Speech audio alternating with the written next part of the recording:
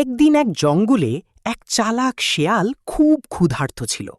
খাবার খুঁজতে খুঁজতে সে দেখল এক গাছে একটি ছোট পাখি বসে আছে। পাখির ঠোঁটে ছিল একটা রসালো ফল।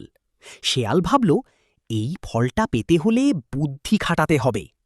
সে মিষ্টি গলায় বলল, ও হে সুন্দর পাখি, তোমার গলার সুর নাকি খুব মিষ্টি, একটু গান শোনাবে? পাখি বুঝতে পারল শেয়ালের ফন্দি।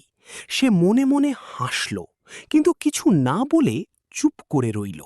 শেয়াল আবার বলল, তুমি কি কথা বলতে পারো না, নাকি ভয় পেয়েছ?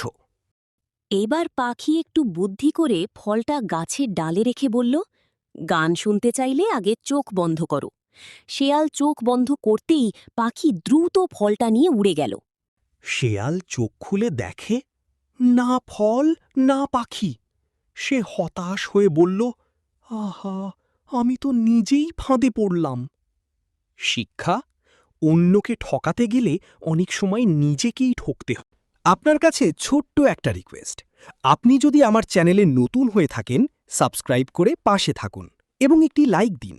আপনার একটি লাইক ও সাবস্ক্রাইব আমাদের আরও ভিডিও বানাতে উৎসাহ দেয়।